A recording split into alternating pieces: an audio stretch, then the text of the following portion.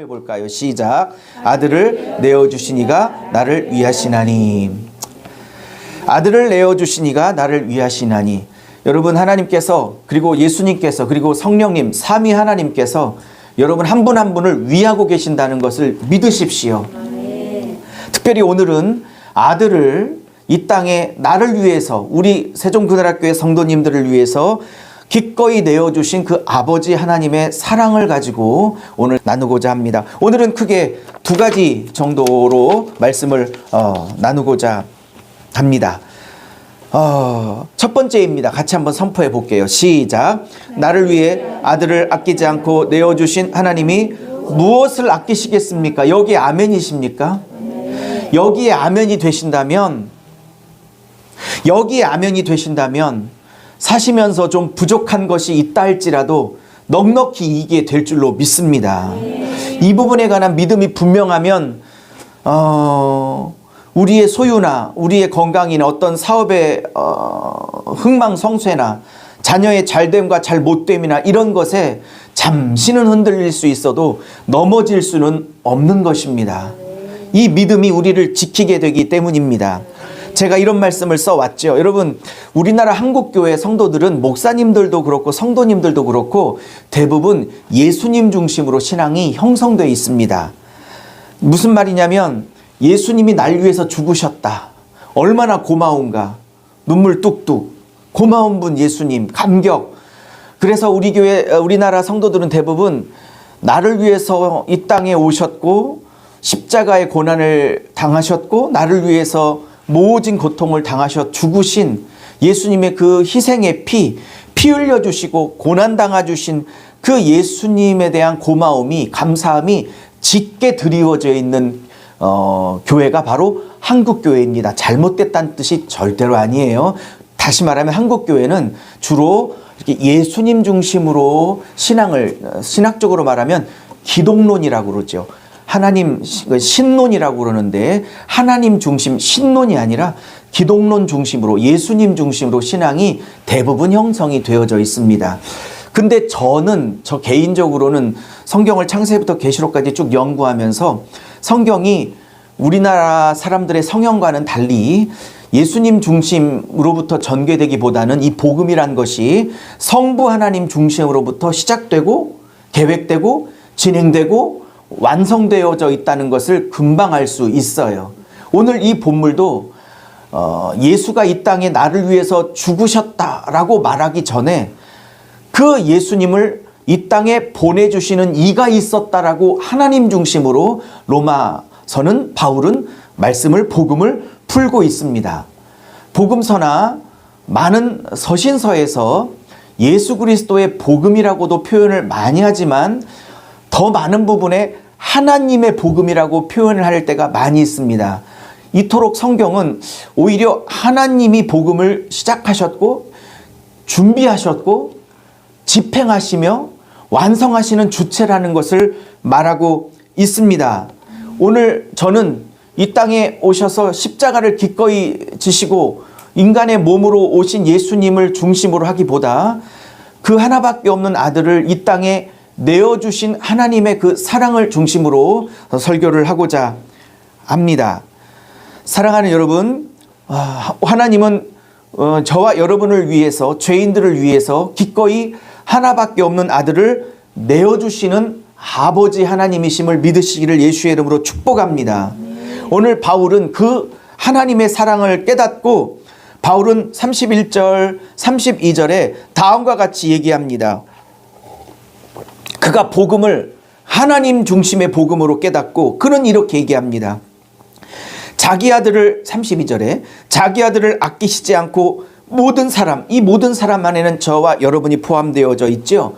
내어주신 하나님이 나를 위해 무엇을 아까와 은사로 주시지 않겠습니까? 라고 말하고 있습니다. 어찌 그 아들과 함께 모든 것을 우리에게 은사로 주시지 아니하겠는가? 라는 사실입니다. 저는 아들을 둘을 키우고 있습니다. 중2 하나, 초등학교 6학년 키우고 있습니다. 여러분, 여러분이 누군가를 끔찍히 사랑해서 여러분이 줄 수 있는 것 중에 여러분이 키우고 있는 여러분의 아들과 딸을, 그것도 여러분을 대적한 죄인을 위해서 주실 수 있겠습니까? 아직 자녀를 안 낳아본 우리 부부들이나 혹은 청년 자매들은 이것을 잘 이해하지 못하겠죠. 부모의 목숨보다 더 중요한 게 자식인데, 이것은 저도 장가를 가기 전에는 이게 무슨 말인지 몰랐는데 장가를 가보니까 이게 무슨 말인지 알겠더라고요. 사랑하는 여러분, 여러분이 아무리 누군가를 위한다 할지라도 여러분의 하나 둘밖에 없는 친자식을, 그 사람을 위해서, 그것도 그 사람이 여러분을 대적하고 핍박하고 여러분을 욕하고 여러분을 아프게 하는 원수 중에 원수인데도 불구하고 여러분이 기꺼이 죽는 자리에 여러분의 친자식을 내어줄 수 있겠습니까? 가능하시겠습니까? 불가능합니다. 이런 사랑을 하신 이가 바로 하나님이십니다. 할렐루야. 오늘 첫 번째 제가 나누고 싶은 주제는 그런 겁니다. 오늘 무슨 말씀을 나눌까 하다가 제 마음에 로마서 8장이 생각났습니다. 나를 위해서 하나밖에 없는 아들을 아끼지 않고 내어주셨다면, 그래서 나를 구원하셨다면, 아들까지 아끼시지 않고 나를 위해서 내어주신 하나님이 나의 아버지시라면, 할렐루야, 하나님이 나를 위해서 무엇을 아끼시겠는가? 내가 지금은 어렵고 힘들고 아픔이 있다 할지라도 오늘 이 말씀을 붙든다면, 할렐루야, 아들까지도 내어주신 이가 내게 무엇을 아끼겠는가? 라는 말씀으로 저도 힘을 내고 여러분도 힘을 내십사 하는 말씀을 선포하고자 하는 마음을 주셨던 것입니다. 여기에 그 아들과 함께 모든 것을 은사로 주시지 않겠는가 할 때 은사로 주시다가 이 카리조마이라는 뜻인데요. 카리조마이, 이게 은혜를 베푼다는 뜻입니다. 아들과 함께 모든 것을 은혜로 주시는 하나님이시다 라는 것입니다. 할렐루야. 사랑하는 여러분, 예수님이 모든 사람을 위해서 오신 것이 아니라 나 한 사람을 위해서라도 기꺼이 오셨을 것이라고 여러분 믿습니까? 이 땅에 모든 사람을 위해서 오신 것이 아니라 여러분 한 사람을 위해서 오신 겁니다. 이 세상에 여러분 한 분밖에 없어도 예수님은 기꺼이 오셨을까요? 저는 오셨을 거라고 믿습니다. 하나밖에 없는 아들, 나 같은 죄인을 위해 아낌없이 그 아들을 죽음에서 내어주신 그 하나님이 나의 아버지이십니다. 그 아버지가 나를 사랑하신다는 걸 믿습니까? 또 나를 위해서 아들을 아끼시지 않으시고 나에게 모든 것을 은혜로 베푸실 그 말씀을 믿으십니까?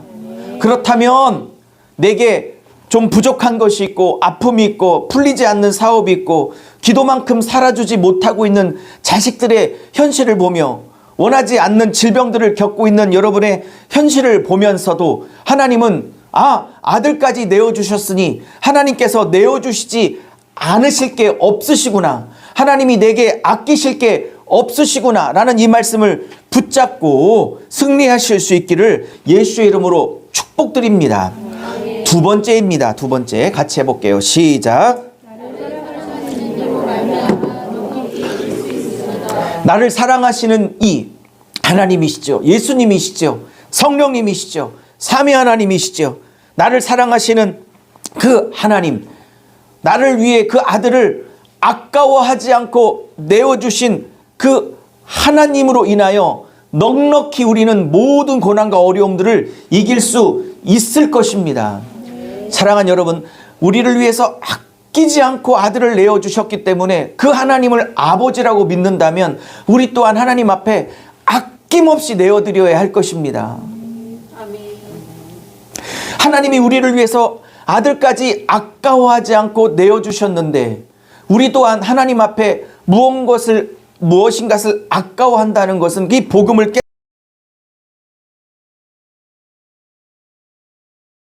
깨달은 자의 삶이 아닌 것입니다. 오늘 본문은 예수님을 믿기 때문에 당하고 있는 로마교회 성도들의 그 육체적, 물리적, 환경적 혹은 영적 어려움들을 17개로 소개하고 있습니다. 두 가지 종류로 소개하고 있는데, 첫 번째, 이 로마교회 성도들, 물론 바울이 직접 개척했던 교회가 아니에요. 이 로마서를 쓸 때는 바울이 자기가 직접 개척하지 않았던 교회가 전 세계 제국의 으뜸 제국인 로마의 수도 로마에 5가정 정도로 가정교회 형태로 로마 교회가 이루어졌다는 걸 듣고 그가 로마 교회를 꼭 방문하고 싶어 먼저 편지를 쓴 것이 로마서입니다. 내가 너희 로마 교회를 꼭 방문하고 싶다라고 했습니다. 저 16장에 가면 가정교회 형태로 한 5그룹 정도, 5가정이 모여서 로마 교회를 이루고 있다는 것을 저 16장에 알 수 있습니다. 초대교회는 이렇게 다 몇 가정씩 이렇게 가정교회 형태로, 뒤에 보면 한 5가정 정도 됩니다.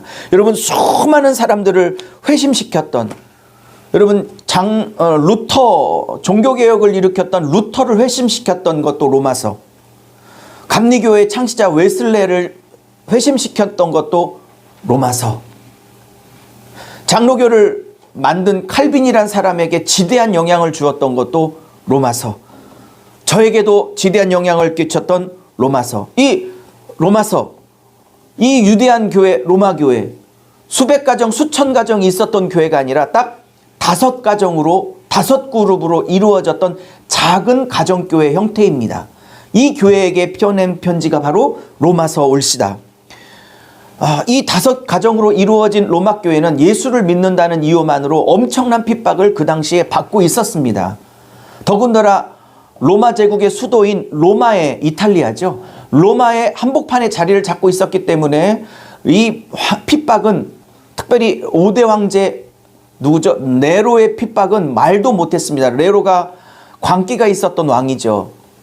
동성애를 했다고도 알려지기도 하고 자기를 신이라고 여겼던 미친 황제였죠. 하도 미쳐가지고 로마 시내에 불을 질러놓고 자기에게 이 수사의 압박이 오자 자기가 아니라 그리스도인들이, 예수쟁이들이 불을 질렀다고 그 원인을 예수쟁이에게 돌림으로 수도 없는 예수 믿는 사람이 로마의 그 시내에 화형 땔감으로 화형당해 죽이게 만들었던 바로 주범이 바로 네로 아닙니까? 지금은 로마서가 쓰여지고 있는 당시는 아직은 사도 바울이 네로에게 순교당하기 전에 쓴 거기 때문에 네로가 정권을 잡고 로마를 다스리고 있을 때였고, 그때 그 한복판에 제국 수도에 5가정의 형태로 지금 가정교회 형태로 교회를 꾸리고 있는 사람들이 바로 이 로마 교회 성도들입니다. 그러니 얼마나 많은 핍박들이 있었겠습니까? 모든 사람들이 로마 황제인 네로에게 다 그 신상에 절을 할 때 로마 황제 네로가 보고를 받았다고 그래요. 어느 한 그룹만 죽도록 로마 황제 네로 자신에게 절을 하지 않는다는 보고를 받았는데, 그 보고를 받고 보니까 많지도 않아요. 아주 소수의 그룹인데 예수를 믿는 예수쟁이들이라는 보고를 받게 되었다고 그래요. 그 보고를 받은 네로 황제가 얼마나 화를 났는지. 그러니 이 5가정으로밖에 이루어지지 않은 이 작은 교회, 로마 교회 성도들이 당하는 고통이라는 것은 말도 못했을 것입니다. 그 성도들에게 죽을지라도, 순교할지라도 예수 붙들고 믿음을 지켜야 된다라고 쓴 편지가 바로 장엄한 편지, 바로 이 로마서입니다. 우리는 그걸 모르고 듣기 때문에 로마서가 깊이를 더하지 못하지만, 오늘 내일 바로 황제에게 화형감 땔감으로, 아니면 사자의 밥으로, 아니면 단두대에 제물로 죽어가고 있는 로마 교회 많지도 않은 성도들을 위하여 쓴 편지가 로마서라면 우리는 좀 다르게 로마서가 다가올 수 있겠죠. 오늘 물리적 환난 7개, 영적인 미래적 두려움 10개 해서 총 완전수 17개를 통하여 그들이 당하고 있는 고통을 얘기합니다. 예수와 그의 복음을 붙들고 있는 5가정, 그들이 겪고 있는 환난 7개를 먼저 소개합니다. 이렇게 8장 35절에는 소개를 하고 있습니다. 누가 우리를 그리스도의 사랑에서 끊으리요. 이 7개의 환난을 당하고 있는 이 성도들이 이길 수 있는 것은 예수 그리스도의 사랑을 그들이 붙들었기 때문이라고 말하고 있습니다. 그리스도의 사랑이 그들을 지키고 있었기 때문에 이 어마어마한 네로 왕제의 핍박을 견디고 있다라고 말하고 있습니다. 첫 번째 환난이라고 말하고 있습니다. 뭐 말도 못한 환난이 있죠. 곤고함이 있죠. 박해가 있죠. 기근이 있죠. 왜요? 로마 황제 네로에게 절 한번 꾸벅하면, 그리고 네로가 하나님이요 신의 아들이라고 고백하면 얼마든지 취직할 수 있고, 그 당시 같은 노동조합인 길드라는 조직에 들어가 하청도 받을 수 있고 먹고 살 길이 생기는데, 그 짓을 하지 못해서 오직 예수만 주라고 고백함으로 어떠한 취직도 할 수 없고 경제적 활동도 할 수 없었기에 거의 거지처럼 살아가는 자들의 그 모습을 바로 기근이라 혹은 적신이라 표현하고 있는 겁니다. 다 헐벗고 살고 있습니다. 빨개벗고 살고 있습니다. 그들의 경제적인 고통은 말도 할 수 없습니다. 여러분이 주일날, 일요일날 일을 하면 한 달에 1억이 떨어진다고 합시다. 근데 예수님 때문에 1억을 포기하고 예배를 사수할 거냐? 하나님 찔끔 한번 눈 감아주시면 곧 드릴 테니까 1년, 2년만 나 몇 억 좀 벌게 좀 기다려주세요 할 것인가라는 고민이 있다고 합시다. 그럼 뭘 선택하겠어요? 한 달에 1억 떨어져요. 4번 빠지면. 어떻게 하시겠어요? 이 모든 상황 속에서 예수 그리스도를 선택한 사람들이 바로 오늘 로마 교회 사람들이라 이 말입니다. 그들이 당하고 있는 환난, 곤고, 박해, 기근, 적신, 발가벗는 걸 얘기하는 거죠. 위험, 그 다음에 실제적인 칼, 이 칼은 단두대의 칼을 의미하기도 합니다. 이 실제적인 위협이 있음에도 불구하고 그들은 신앙을 지키고 있습니다. 왜요? 의지가 충만해서 그들이 단호한 결단이 있었기 때문에 라고 말하지 않습니다. 그들을 이런 7가지 환난 속에, 물리적인 실제적인 육체적인 환난 속에서 그들을 지켜내고 있는 것이 그들의 믿음이나 그들의 의지가 아니라 그들을 지켜내고 계신 그리스도의 사랑이라고 얘기하고 있는 것입니다. 할렐루야. 그리스도의 사랑이 있으면 이 7가지의 절대적인 어려움 속에서도 오늘 분명히 말씀은 말합니다. 넉넉히 이긴다고 말합니다. 할렐루야. 어디 이것만 있는 줄 아십니까? 그들에게는 영적인 환난도 있었습니다. 그 38절 39절에는 사도 바울은 다른 차원에서 로마 교회 성도들을 대적하는 또 다른 10개의 어려움들을 소개하고 있습니다. 아까는 로마 정부로부터 닥치는 물리적인 육체적인 곤란과 환난이었다면 이거는 영적인 세계로부터 닥치는 그들을 향한 어려움과 고난이었습니다. 내가 확신하노니 사망이나 생명이나 천사들이나 권세자들이나, 이때 천사들이나 권세자들은 그닥 좋은 의미로 쓰인 게 아닙니다. 어둠의 권세자들이나 현재 일이나 또 앞으로 닥쳐질 모든 장래일, 이 장래일 안에는 뭐 화형감으로 태워지거나 사자의 밥으로 던져지거나 단두대에 제물로 던져지거나 뭐 이런 일도 있을 수 있겠죠. 능력이나 높음이나 기품이나 다른 어떠한 사람들, 어떠한 피조물이라도 이걸 세보면 총 10개입니다. 아까 7개, 지금 10개, 합치면 17개입니다. 히브리 문화의 7개는 완전수고 10개도 완전수입니다. 왜 출애굽기에 10계명을 쓴 줄 아십니까? 10이라는 것이 이스라엘 백성에게 완전수입니다. 왜 열재앙이 내린 줄 아십니까? 그것도 완전수입니다.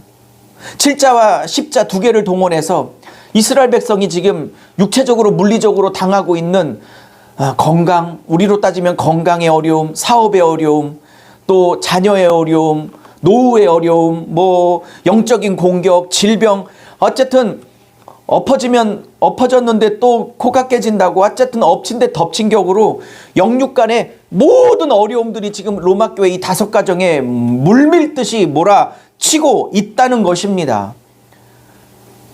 여러분 인생 살면서 그렇잖아요. 좀 한 고비 넘기면 다음 고비가 오면 좀 이렇게 이거 하나 감당하고 또 다음이 오면 그거 하나 또 감당하고 요렇게 했으면 좋겠는데 꼭 인생을 살다 보면 저도 뭐 많이는 안 살아보고 내년 되면 55세 벌써 이렇게 됐네요. 이게 살고 있지만 살다 보면 느끼시는 거 있지 않습니까? 꼭 어려움은 이렇게 하나씩 올까요? 꼭 겹쳐서 올까요? 꼭 겹쳐오더라고요. 겹쳐와요. 좀 하나씩 오면 감당하고 숨 좀 돌리겠구만. 꼭 물질 어려우면 애속색이고 애속색이는데 물질도 어렵고 물질도 어려운데 건강만 좀 뒤따라주면 버티겠구만. 갑자기 물질도 어려운 판에 건강도 어렵고 그죠? 애속색이면 좀 남편이라도 건강했으면 좋겠고 남편도 속색이고 이렇게 여러 가지가 겹쳐옵니다. 목회해보면 또 마찬가지입니다. 인생살이나 목회나 똑같은 것 같아요. 지금 이렇게 여러 가지 고난이 영육간의 17개가 한꺼번에 그들을 닥쳐오고 있습니다. 근데 로마 교회 성도들을 바울이 보니 그들이 너무나 잘 이겨내고 있습니다. 그 이유를 그는 뭐라고 그러냐면 그리스도의 사랑이 그들을 지키기 때문에 또 그리스도 안에 있는 하나님의 사랑이 그들을 지켜내기 때문이라고 말하고 있습니다. 오늘 바울은 누가 이 로마 교회 성도들을 하나님의 사랑에서 그리스도의 사랑에서 끊으리요 그러면서 이 17개를 말하고 있는 겁니다. 그 어떤 고난과 어려움이 와도 그리스도의 사랑에서 우리를 끊어낼 수 없다라고 말합니다. 하나님의 사랑에서 끊어낼 수 없다고 말합니다. 그러면 이 17개 영적이고 육체적인 물리적인 혹은 영적인 이 17개의 어려움들의 목적은 뭐냐? 그리스도의 사랑에서 우리를 끊어내려고, 하나님의 사랑에서 우리를 끊어내려고, 물질 어려움 주면, 물질 어려움이 있으면 저 사람이 그리스도를 떨어질까 봐, 건강에 어려움이 있으면 저 사람이 하나님의 믿음을 향해서, 하나님을 향한 믿음에서 그 손을 놔버릴까? 사단은 그런 것을 의도하고 기대하고 저들의 믿음과 사랑이 하나님으로부터 끊어질 수 있도록 어려움을 통하여 일을 하는 것입니다. 하나님은 그런 어려움, 17개의 어려움 속에서도 우리를, 하나님을 향한 그 사랑이 끊어지지 않도록 우리를 지키시는 것입니다. 할렐루야. 사랑하는 여러분, 오늘 조금 일찍 말씀을 마치려고 합니다. 2개밖에 준비를 하지 않았습니다. 왜 2개밖에 하나님 주시지 않았으니까 2개밖에 준비하지 않았죠. 자, 8장 36절입니다. 한번 읽어볼게요. 이런 17개의 어려움 속에서도 바울은 로마 교회 성도들을 향해서 이렇게 선포합니다. 그리고 자신을 향해서 이렇게 선포합니다. 같이 한번 선포해 볼게요. 시작. 기록된 바 우리가 종일 주를 위하여 죽음을 당하게 되고 도살당할 양같이 여김을 받았나니 함과 같으니라. 그러나 이 모든 일에 우리를 사랑하시는 이로 말미암아 우리가 넉넉히 이기느니라. 할렐루야. 기록된 바 이사야 말씀을 인용합니다. 그러면서 종일 주를 위하여 죽음을 당게 되며 도살할 양같이 여김을 받았으나 함과 같으니라. 이것은 메시아가, 이사야와 예수님은 700년 차이가 나는데 700년 후에 오실 메시아가 도살당할 양처럼 끌려당하는 절체절명의 그 환난과 고난과 위기 가운데 있을지라도 그 메시아가 그 십자가의 고난을 이길 수 있는 비결이 무엇이냐? 바로 메시아를 사랑하시는 아버지 하나님 때문에 그 메시아는 이 고난을 이길 수 있다라고 말했던 이사야 예언을 지금 사도 바울은 인용하고 있습니다. 할렐루야. 이 말을 보면 예수님께서 십자가의 고난을 다 이길 수 있었던 것은 의지가 세셨거나 결단이 탁월했다기보다 자기를 사랑하시는 그 하나님으로 말미암아 십자가의 고난을 능히 감당하시고 이기셨다라고 볼 수 있는 것입니다. 그것을 그대로 사도 바울은 로마 성도들에게 인용을 하고 선포를 하고 있는 겁니다. 우리를 하나님께서 우리를 사랑하시는 그 이 안에서 이길 수 있다고 말합니다. 얼마 전에 배웠던 빌립보서의 말씀을 그대로 인용하면 능력 주시는 자 안에서 우리가 모든 것을 이길 수 있는 것입니다. 사랑하는 여러분, 말씀을 마무리합니다. 우리를 사랑하시는 그 하나님의 사랑이 우리 가운데 있습니다. 하나님이 날 사랑한다는 걸 모르겠다고요? 하나님이 날 사랑하는데 사업은 왜 이렇게 어렵냐고요? 하나님이 날 사랑하는데 왜 이렇게 허리는 아프냐고요? 하나님이 날 사랑하는데 목회는 왜 이렇게 어렵냐고요? 모르겠어요. 그걸 답할 수 있으면 제가 점쟁이죠. 아니면 제가 하나님이겠죠. 목사인데 설교를 하고 있는데 성경을 가리키는데 저도 딱히 여러분이 왜 그렇게 어렵고 왜 이렇게 아프신지 왜 이렇게 사업이 어려운지 저도 딱히 드릴 대답은 없습니다. 그러나 분명히 제가 하나 드릴 수 있는 건 하나님이 그렇게 어렵지만 여러분을 사랑하신다는 것, 그리고 아들을 아낌없이 내어주신 이가 여러분을 위해서 아낄 것이 없으시다는 것, 줄 수만 있다면 모든 것을 은혜로 베풀기를 원하신다는 것, 그거 하나는 분명히 말할 수 있습니다. 그 모든 것을 베풀기를 원하신다면 왜 그렇게 빨리빨리 베풀어 주지 않느냐라고 하는 질문에도 저는 딱히 드릴 말도 없습니다. 실력이 없고 기도를 깊이 못해서 거기에 드릴 대답도 없습니다. 그러나 분명한 것은 저도 모릅니다. 왜 그렇게 오래 끌고 계신지, 왜 그렇게 오래 안 고치고 계시는지, 왜 그렇게 물질을 오랫동안 열고 계시지 않는지 저도 잘 모르겠습니다. 그래서 기도는 합니다. 그러나 분명한 건 하나님은 좋은 걸 주시기를 기뻐하신다는 것, 아껴서 인색해서 그렇지 않으시다는 것, 좋은 걸 주시려고 하는 이의 무슨 계획이 따로 있지 않겠냐라고 저는 제 마음을 다잡아 보는 것입니다. 제가 어렵고 힘들 때마다 이 말씀을 붙듣습니다. 아들까지 내어주시기까지 아끼시지 않고 주기를 기뻐하시는 이가 하나님이라면 무슨 계획이 있겠지. 내가 원하는 때, 내가 원하는 시기, 내가 원하는 사이즈, 내가 원하는 방법이 아닐지라도 아들까지 아끼시지 않고 주기를 기뻐하신 이가 하나님이 내 아버지라면 당장 내 손에 쥐어지는 것이 없다 할지라도 무슨 하나님의 더 큰 사랑과 계획과 선물이 있겠지 라는 그 믿음을 가지고 이겨버리는 것입니다. 여기서 말씀을 마무리하려고요. 넉넉히 이긴다 할 때 이 헤브리 단어가 되게 재밌는 단어예요. 이게 우리나라 말로는 넉넉히 이긴다라는 말로 두 개 되겠지만 이게 한 단어인데 휘페르 니코멘이란 단어인데, 이게 휘페르가 전치사인데 뭐냐면 이게 뭔말을 뛰어넘다 뜻이야.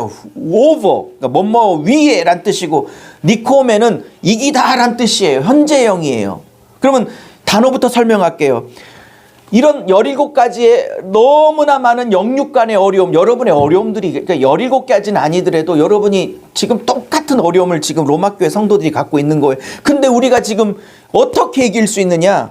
넉넉하게 이기게 하시는 그 하나님이 나를 이기게 하시기 때문에 이긴다는 겁니다.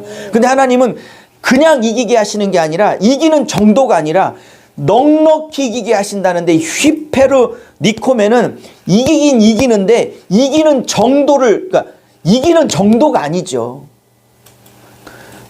뛰어넘어 이기게 하시고, 이기는 정도가 아니라 승리하는 것 정도가 아니라 승리하는 것 이상 가장 영광스러운 승리를 하게 하신다는 뜻입니다. 훌쩍 뛰어넘어 이기게 하시는 겁니다. 이기는 정도가 아니라 이겨버리는 겁니다. 이기고도 남는다라고 표현을 해야 될까요? 이게 좋겠네. 넉넉히 이긴다는 표현 참 누가 번역했는지 잘한 것 같아요. 저는 마땅히 원어를 설명드리지만 이기고도 남음이 있음이라, 뭐 이렇게 저 같으면 번역을 할 것 같아요. 우리를 사랑하시는 이로 말미암아 내가 이기고도 남음이 있으리라. 이기고도 남음이 있으리라. 왜요? 하나님의 사랑이 나를 이기게 하실 줄로 믿습니다. 오늘 다 잊어버려도 좋아요. 아들까지 내어주신 이가 나와 함께하고 있으니 어떤 고난도 휘페르 니코멘 뛰어넘게 하실 거라고, 이기게 하실 거라고. 겨우 이기게 하는 게 아니라 이기고도 남아. 이거는 갑자기 물질이 풀린다는 뜻이 아니에요. 갑자기 허리가 좋아진다는 뜻도 아니에요. 갑자기 남편이 바뀐다는 뜻도 아니야. 갑자기 남편 바뀌면 조심해야 돼. 사람 죽을 때 되면 갑자기 바뀌어. 갑자기 바꾸면 또 이상해 여겨야 돼. 갑자기 바뀌지도 않을 수 있어. 어쩌면 그대로일 수 있어. 물질도 그대로, 건강도 그대로, 자녀도 그대로, 더 나빠질 수도 있어. 어쩌면. 그러나 그럼에도 불구하고 휘페르 니코멘 넘치도록 이기게 하시고, 이기고도 남음이 있게 하시고, 그 하나님이 우리의 하나님인 줄로 믿습니다. 오늘 성탄절 설교 휘페르 니코멘, 아들까지 주셨으니 반드시 아끼지 않고 모든 것을 주실 하나님을 기대합시다. 여러분의 현실적 고통에 딱히 목사로서 드릴 말이 없지만 한 가지, 하나님은 우리를 휘페르 니코멘 하게 하시는 하나님, 능히 넉넉히 이기고도 남게 하신 하나님, 그 하나님은 제가 오늘 선포하고 강단을 내려가고자 합니다. 그리고 현실적인 문제는 또 기도원 가서 씨름을 해야겠죠. 왜? 하나님, 이 말씀을 증명해 주십시오. 이 말씀을 증명해 주십시오. 제가 주일날 선포했던 말씀이 성도들 안에 이루어져서 강대상에만 말씀이 넘치는 게 아니라 삶 속에서 실제로 삶을 바꿔내고, 물질을 바꿔내고, 자녀를 바꿔내고, 남편을 바꿔내고, 나를 바꿔내고, 나의 속을 바꿔내고, 우리 교회를 바꿔내고, 실제로 말씀이 삶 속에 역사할 수 있도록 역사해달라고 저는 또 씨름을 하곤 해야겠죠. 여러분도 그런 싸움이 있기를 예수의 이름으로 축복하고, 오늘 성탄절을 맞이해서 단순히 주님 오셨다 좋다라고 아니라 주님 아들까지 내어주셨으니 무엇을 내게 아끼겠는가, 그 믿음 가지고 녹록치 않은 이 현실을 능히 휘페르디코멘 뛰어넘어 이길 수 있기를 예수의 이름으로 축복드립니다.